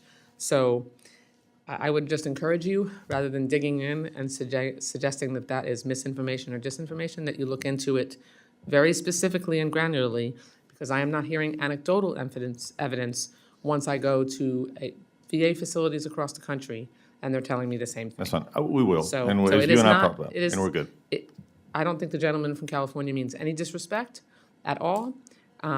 Suggesting that facts that he is presenting to you at a hearing are misinformation or disinformation is inappropriate. I'll discuss that with the gentleman as well, but also the OIG report that he does reflects what Okay. doesn't reflect I- actual shortages. I think Okay. that's the problem. I'm just telling you. I appreciate it. that Thank you. We're good. I have heard the same thing, and so. Me I as would- well. I mean, it's not something we haven't heard. I- I just don't think it's predominant. Okay, well, it appears to be deeper than you believe. Community care. April 1st, Ranking Member DeLauro and I sent you a letter, which we have not had an answer to yet. It is May 21st and May 20th, whatever date it is. 12 and a half hour markup last night. I'm not sure which end is up. But we don't know or understand why costs in community care have increased so dramatically. We need to better understand those key factors.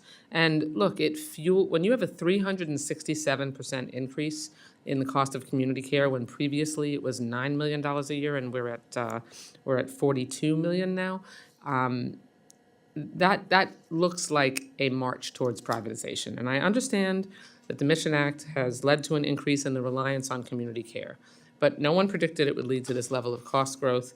Veterans prefer to get their care at the VA.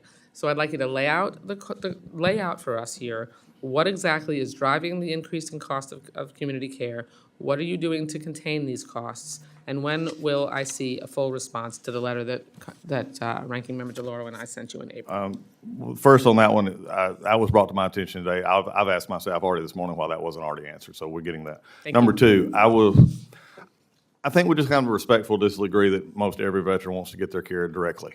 Okay, there's a difference here. I think we need to look at every time. A lot of times I speak I mean, with. surveys say that repeatedly. Well, I'm not- surveys, I'm it not depends just on, spouting off. the GWAT veterans, not as much, and I think that's one of the issues that we deal. But again, there's differences there. I want to lay out the numbers. Richard can lay out the numbers on what's happening and why we're also asking for the split of those two accounts that I think will account for some of your questions. Ranking Member, I want you to know how much we're spending on community care. I want you to know what community care costs, and I want you to know the all-in cost. What we currently report is the cost of purchased care. That's only one of the costs of community care. There's also the contract cost and then also the administrative costs. Our account structure is a holdover from when VA was primarily a direct care system with a little bit of purchased care. Our proposal is to break these out. Currently, my community care costs are commingled with my direct care costs, are commingled with my national program costs. It makes it very difficult for me to give you direct data on where the spend is, where the increases are. And even one of the questions I think that came up yesterday too was direct versus community, and then the percentage growth. We are trying to show you the all-in cost. That's the account split proposal. What we are doing to manage those costs with the CCN Next Gen, which we've talked about, that's the ability to require and report on quality, the ability to pay for value, not volume, the ability to use program integrity tools to make sure that we're paying appropriately. But even when we make those investments, we make those payments, in Florida alone, it's $2.8 billion that we're spending on community care. That's not money that disappears in a corporate America or somewhere else. Those are monies that we invest in Florida doctors, Florida hospitals, many of these in rural areas. Reclaiming my time for a moment. The problem is that in most cases, or many cases, it takes longer to get an appointment in the community than it does to get one in the VA. And there are countless surveys that are done that in many, many instances, the length of appointment time is longer in the community. And there are surveys all over the VA, outside the VA, that I've never heard anyone say, until you did just now, that would suggest that veterans don't prefer their care at the VA. And if they do prefer their care in the community, why do we have a VA? I mean, we have a VA because we want to make sure that veterans are taking care of veterans. I think we're and always, that- I apologize. No, I apologize. Mr. I didn't- I Secretary, thought you please don't stopped. interrupt I me. thought you stopped. I did not. At the end of the day, we need, if we have a VA, which we absolutely should, that is comprehensively caring for our veterans where they prefer to be cared for, then we need to make sure that most veterans are getting their care in the VA. My time's expired, but Mr. Chairman, I am going to have other questions. I yield back. Mr. Bishop.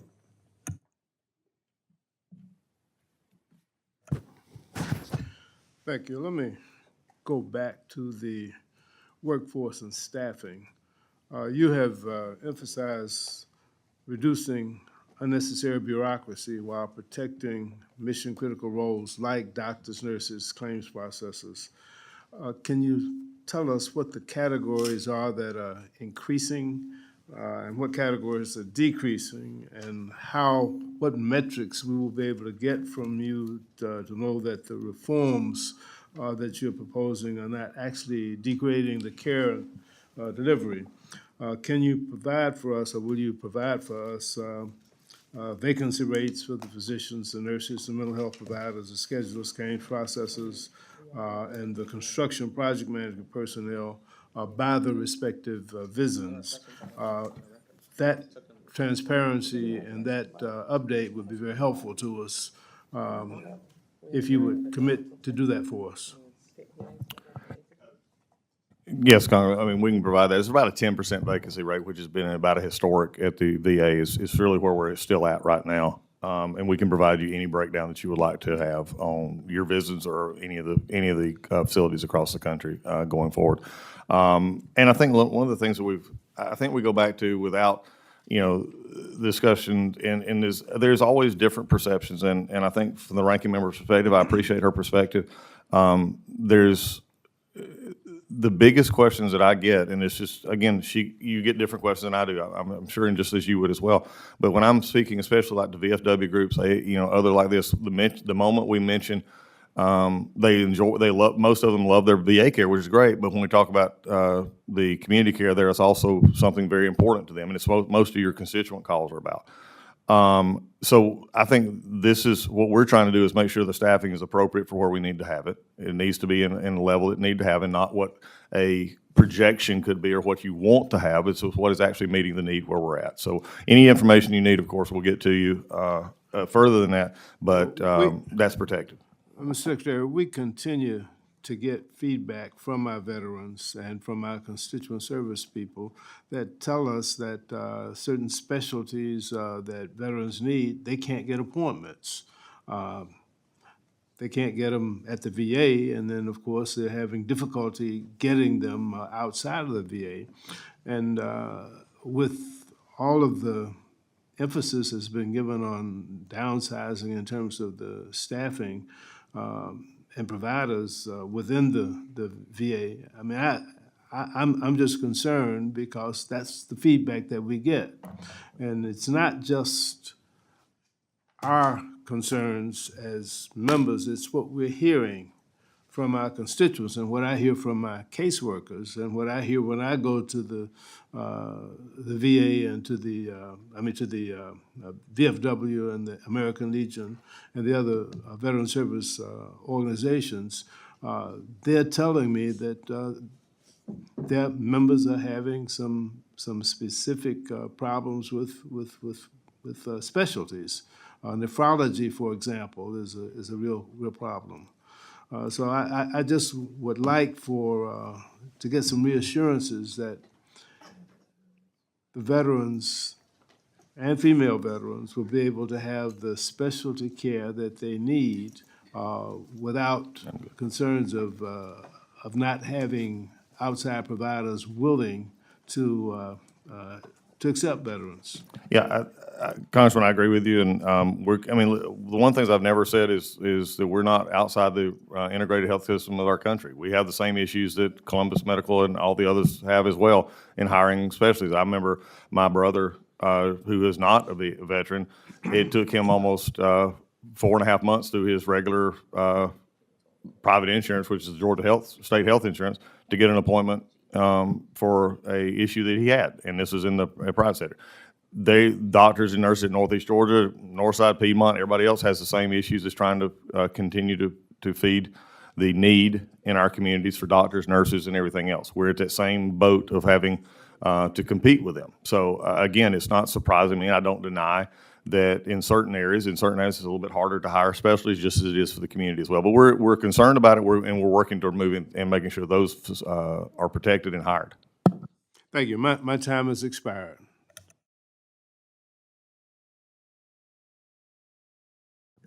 Thank you, Mr. Chairman. Mr. Secretary, regarding community care, the conversation, the dialogue you just had with our ranking member, I associate myself with the issues that she has raised. And I also want to say that my colleague, Mr. Levin, raises issues that I have also heard about. I think it's really important that these conversations be an opportunity for the department to look holistically at what members of Congress are hearing from their own districts. I want to pivot and shift gears to an issue that is important to my veterans in my community, which is home ownership. Last year, you described the VA Home Loan Program as one of the most effective federal programs in history, and I agree. It is one of the most important benefits that we can provide to our veterans. It's helped millions of service members and veterans achieve the American dream of home ownership, which is increasingly becoming more out of reach for most Americans. In El Paso alone, there have been more than 17,000 VA home loans over the last 5 years. So I think that you and I agree that helping veterans successfully access the benefits they've earned is a core responsibility of the department. But I think most people would be surprised to learn that fewer than 30% of veterans are even aware that the benefit exists. And fewer than 15% of eligible veterans actually use it. And for many who do, the home buying process can be complex and involve actors who are not always neutral or independent sources of guidance. I think I know the answer to this, but do you agree that veterans should have access to clear, trusted, and unbiased guidance when making major financial decisions like buying a home? Of course, and it should come from the VA as well. Excellent, thank you. So I presume that protecting veterans from fraud and predatory financial practices is also a shared priority for us. Is that correct? For yes, personally, and in effect, yes. Great. And Secretary Collins, do you believe that there would be value in improving access to trusted, independent guidance for veterans using the VA home loan benefit? I probably do agree, but can you expand on that just a little bit, just so I understand what you're saying? Well, I'm getting there. I think. Okay. I think you. I I know think you you're doing will that. agree with You're me. leading down the questions, yeah. Let's just, whatever you're headed, I'm pretty sure we're going to be pretty close on this. Okay, and would you support a program to provide veterans with independent VA home loan navigation services? To better protect them, Inside the VA?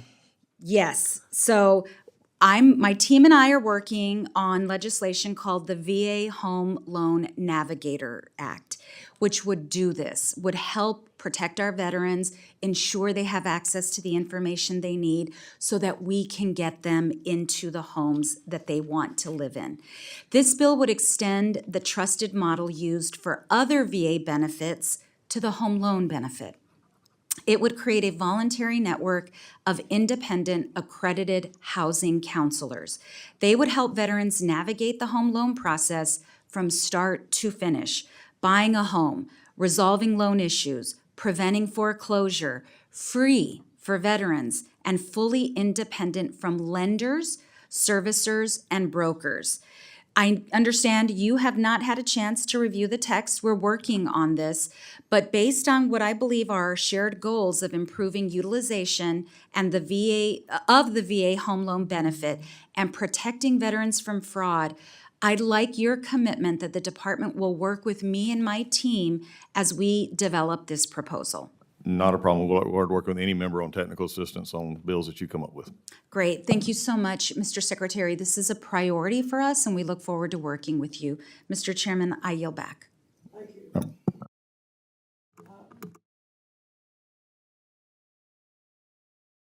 I noticed the distinguished ranking woman is here this morning. Well, thank it's you good very, to see very you. much. It's I good to see. It's been a while. Well, that's right, and welcome. Welcome good to the see you committee. We're again. delighted to have you Yeah, here. we used to have lots of fun down on the floor again. We had shared a lot of same experiences. Good to You're see you here. again, though. Good to I hadn't see seen, I you. hadn't seen you in, golly, it's been about 5 years, I guess. Right, so really, we welcome you to the committee. I apologize for being so late, Mr. Chairman, our ranking member, but there are two appropriation subcommittees that began at 8 o'clock, so. It's a hardworking It's a busy committee. time, it's a busy time, but good. Let me just, I just want to mention one quick thing here, that the bipartisan support to make, this is personal, crucifix and approved emblem on headstones for Catholic veterans. So I strongly, support anything you may be able to do to expedite the process, on the approval process on that. Not a So problem. that I'll get would with be- Sam, Undersecretary for Thank you. NCA, and we'll make sure that. Thank you. Let me just talk about the compensation and pension exams and disability claims. The VA has emphasized progress reducing the disability claims backlog. I agree that veterans need faster decisions. Speed only helps if the exams supporting those decisions are timely, accurate, and fair. For many of our veterans, the CMP exam is where their claim process either works or whether it breaks down. So problems with short notice scheduling, long travel distances, inadequate exams, or contractor errors can delay claims, lead to appeals, penalize veterans for circumstances outside their control. Let me ask you about the clarity of the rules for the CMP exams and where you all are on that, including advance notice, reasonable options for where and when the exam happens, review of the veterans' records before the exam, and protections so that veterans are not penalized when they miss an exam for reasons that are out of their control.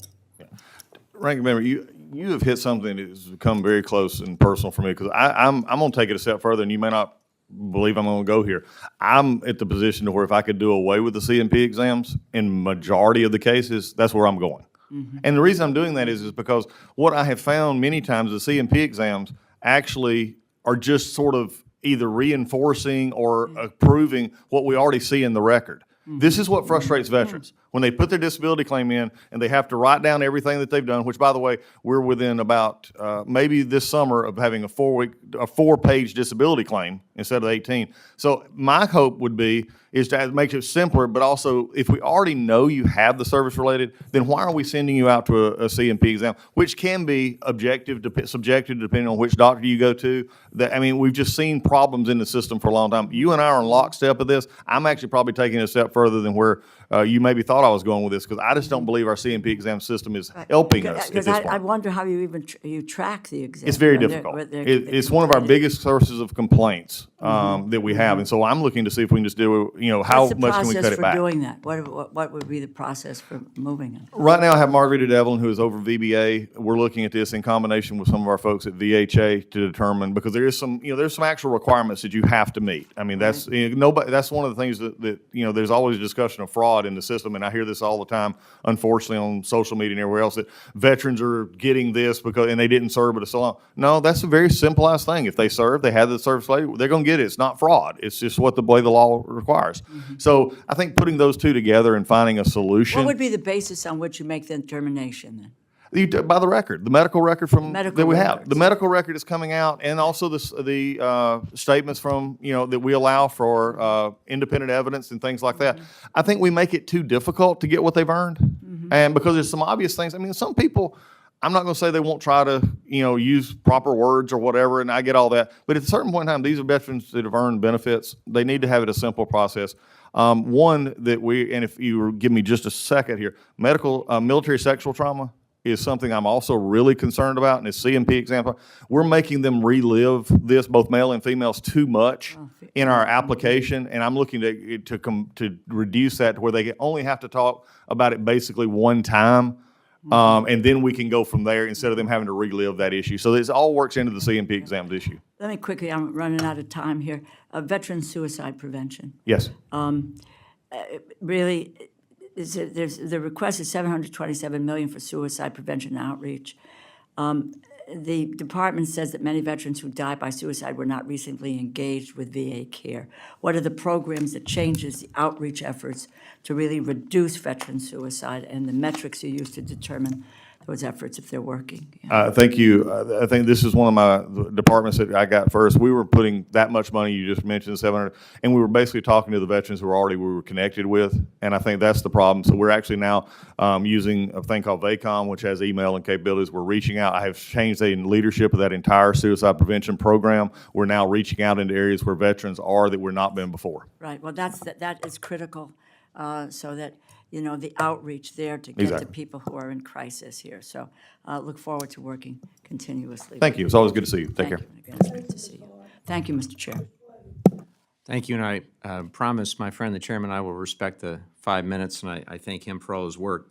Mr. Secretary, I understand fully the IG report reflected fiscal '25, documented through direct conversations with VA frontline staff about the actual needs at their facilities.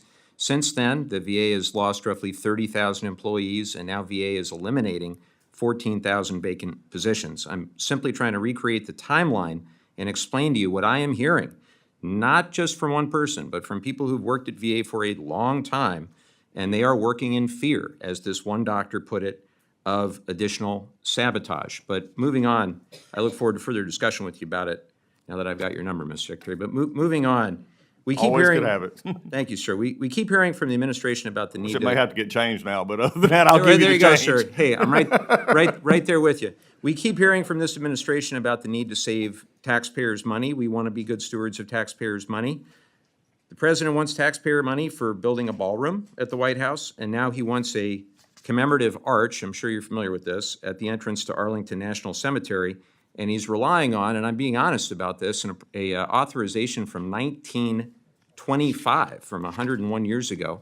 I'm sure you know veterans groups have raised serious objections. They've said it turns a sacred place of mourning, Arlington, into a backdrop for a political monument. They've said the money would be better spent on the living veterans who need care right now, and I certainly agree.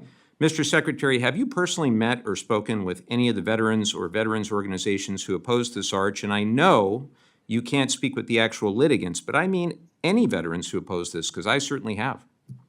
No, because basically Arlington's not under my purview. Arlington Well, is it's under nothing Senator, to- but nobody's talked to me about it. Mr. Secretary, it has nothing to do with Arlington being under your purview. I'm not asking for your opinion of the arch. I'm asking whether you've listened to any of the veterans. You're the Secretary of Veterans Affairs. Have you listened to any of the veterans who oppose it? Nobody's brought it up to me. Well, I would say veterans are publicly objecting to a monument the president wants to build, and you are not speaking with them, haven't sat down with them. Will you commit to speaking with some of those veterans before another dollar is spent on this project?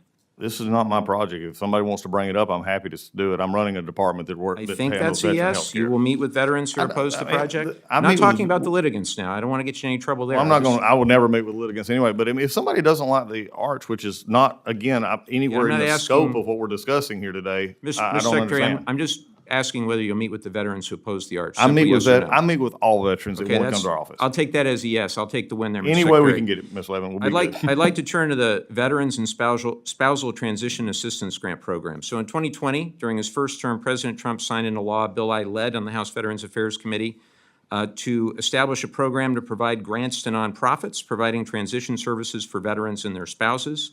In 2024, VA awarded 5-year grants to 13 organizations across the country, including one of our local nonprofits. The 13 organizations received the first year of their funding and started serving veterans in their communities. They recruited participants, they set up metrics to track their success. But this past September, when these organizations were supposed to receive the second year of funding, they received no funding, and moreover, they've heard nothing. I can understand if these delays were the result of the government shutdown at the time, but that ended 6 months ago. Many of the grant recipients have put their transition services on pause because VA has failed to provide the funding it promised for grant program 2 through year 5. So, Mr. Secretary, Congress has directed VA to establish this program. This subcommittee has shown its support time and again, including in the committee report and in our bill. And my staff has been asking about this in good faith, sir, for several months and haven't gotten answers. So, Secretary, are you ever going to fund these grants? I'll let my CFO discuss that. Sir, that grant program, tremendous success. We had $10 million. I know it was a success, but I'm asking, are You're saying there's no more money? We have no additional funding for grants. Okay, that's totally contrary to the will of our committee and my understanding of the budget as it exists. What account did VA use to fund the first-year grant allocations? And if VA, as you claim, doesn't have enough money to fulfill all its obligations, why didn't you request additional funding for that account in your budget request? You just said it's a great success. Sir, I'll take it. I don't know which account, but I do know that the $10 million in funding we had for that program have been spent and has been granted. All right, so you just said it's a great success, but our grant recipients are out in the cold. They haven't been heard from or haven't heard from you guys. We have to work this through because that's not the intent of the Appropriations Committee. It certainly wasn't the intent of the Authorizing Committee, and I helped write that bill. So this is an unbelievable disappointment to those nonprofits all around the country, and we're going to have to work this through. And now that I have your number, Mr. Secretary, we will get back to you on this. Thank you, Mr. Chairman. The ranking members requested one more question. Thank you. Please include your closing statement when you get your question. You got it. I don't have much of a closing statement, so thank you, Mr. Chairman. We'll close where we began with the VHA reorganization. We initially received an 8-page PowerPoint presentation yesterday. I assume in response to our request, we got a 23-page document outlining your justification for reorganizing the VHA. That's something that we should have had from the beginning. I mean, the Clinton-era reorganization, which was the last time VHA reorganized, was over 100 pages. The law requires that would be the first document that we receive before any reorganization occurs. And we're still reviewing it because we just got it yesterday, but your staff told us in past briefings that one reason the reorganization is needed is to ensure clearer and consistent policy across all medical facilities. You've also cited several GAO and IG reports, another example of why we shouldn't be cutting them, that highlighted these challenges. However, no report that I can find, Mr. Secretary, recommends a reorganization as the solution. So why did you specifically decide a wholesale reorganization was the solution rather than dealing with the challenges one at a time or in chunks? And what's your plan to measure veteran impact? How will you know that this reorganization works and that veterans are better off as a result of this reorganization when we have no recommendation by any independent entity for reorg, and we really have very little information that explains why it's necessary? I'll be just short and to the point. There's been suggestions around the edges for reorganization for this department for 20-plus years. So some take it in pieces, but I looked at this as a position in which there was not a Band-Aid needed, there was needed stitches. And not even stitches, they may need to be more because you can't fix. This is the problem that's been at the VA for a long time. We try to fix one piece without looking at the total piece of the project. VHA had just got to the point to where especially this the leadership structure was not sustainable for the veterans. And how I know this is working and going to work is that the local hospitals, the local clinics will have the ability to help the veteran that walks through the door. That's the metric that we use. We don't use metrics of anything else except is it affecting the veteran and getting the care they need. And I think this is going to do that. I think we can have the continued conversation, especially because I think this is going to help our direct care more than anything else because the actual folks. What's your plan to measure veteran impact? Saying that you want to make sure it's all Well, I mean, veteran we have- focused is great, but yeah. what's the plan? Well, I think it's the way we always have. From our satisfaction scores, which by the way are 83%, the highest they've ever been from our veterans giving their own impact. Forgive me, I'm sure, do you mind deferring to Mr. Topping if he has some details on the measurement aspect of veterans' satisfaction and impact? Well, and that's what I was explaining. I mean, is we have this all, and also we'll measure it through better policies through our wait times, opening up more facilities, opening up our surgery boards. Plans, tools. What I'm not, structure. maybe, I think, because I want to make sure I the way answer we your measure question. things is we have plans specifically laid out on how measurement tools. We're going to that are continue to use used. the same measurement tools we currently use to measure patient satisfaction, quality ratings, CMS ratings, star rate, all of those that are currently there. There's no need for how will you there's tie no need for those- new metrics. How will you tie those to the reorganization? I mean, you have a reorganization, you have measurement tools.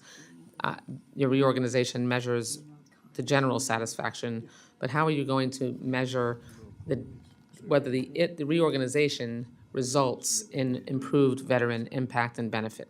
Well, I think it's one and the same. It's air and breathing. So, I mean, at a certain point in time, I mean, the way you measure that is, are we getting the tools needed to the local physicians and local doctors to do what they need to do? Okay, I want to be respectful of this chairman's request for me to finish in my 5 minutes. But, I mean, we'll have many other conversations about this, but we need granular, detailed justification. We need to make sure that we understand how it is that you're going to directly measure reorganization's impact on veterans, whether or not that reorganization resulted in improvement of the care and quality of life that result from the treatment and the impact of the VA's reorganization. So I look forward to continuing to talk with you about that. I have other questions for the record, Mr. Chairman, that we will submit. And, I mean, this is, the entire process of caring for veterans is an ongoing one. But when we identify problems that, because we're, all representing our own congressional districts, I trust and hope that you take our feedback seriously, not question it as being wrong or somehow, designed to target you. This is my closing, Mr. Chairman, Mr. Secretary, and I know I'll have many other opportunities to talk with you about this, but the ongoing communication and the granular detail necessary for us to make sure that, we are able to make the decisions that inform how much funding we provide you and the structure of how that funding is appropriated is going to be really incredibly important. Veteran quality of life and impact is our top priority, as I know it is yours. Thank you, Mr. Chairman, and I yield back.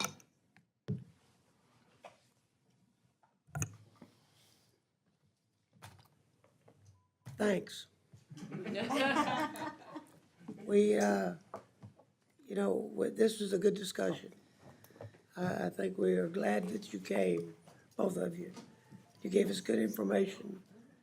We have questions with, I don't care how many people you deal with, the more people you deal with, they're gonna be, we used to say to juries, you could have a car crash, and one witness would say it was a blue car, and the other witness would say it's a green car.